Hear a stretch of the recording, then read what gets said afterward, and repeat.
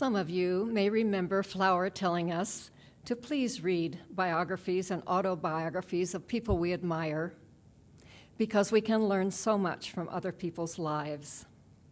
And today we have a chance to learn about two people we have long known and admired and be inspired by their lives.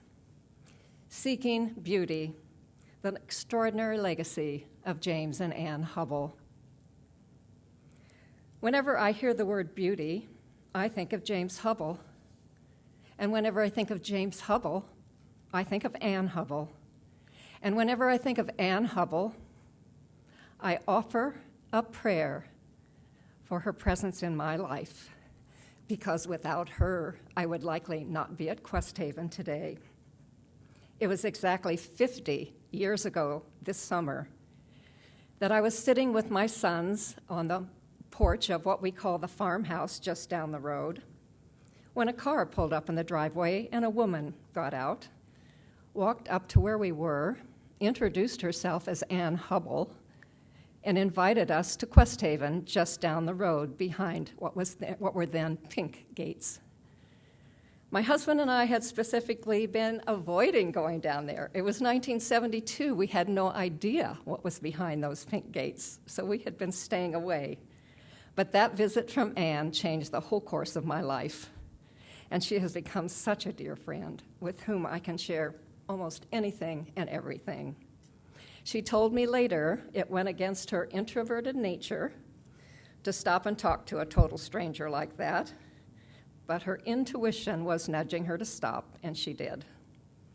She explained to me that what she was really interested in was getting those two little boys into her Sunday school class at Questhaven, and that she managed to do.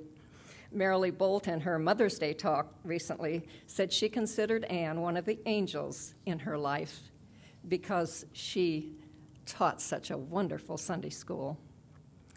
And I can't begin to tell you what an honor and privilege it is for me to talk about this amazing couple today and their remarkable lives together. Some of what I will be telling you comes from a fairly new biography about James called Seeking Beauty, Jim's Gift, written by Angie Brenner with Sarah Jameson. And there will be copies, I believe, on the book table after the talk. Some of what I will be telling you about Anne's story also comes from this book, some from experiences at Questhaven and personal experiences. In this book's opening, in what James calls glimpsing the magnificent tapestry of life, I quote him, "Life is completely a mystery, or better yet, magic. The different threads that make up our lives, the good and the not as good, can weave a beautiful tapestry if we trust them." When he was 12, he went with his mother to Annapolis, Maryland, to watch his uncle graduate from the Naval Academy there. As he watched the young sailors laughing with their girlfriends, he felt a sadness. World War II was raging, and he knew that some of these sailors would likely not return. And this made a huge impression on James, and it became a turning point in his life. He made a conscious decision to seek beauty in the world. He tells us, "I wanted to search for beauty but not find it, only to continue the search."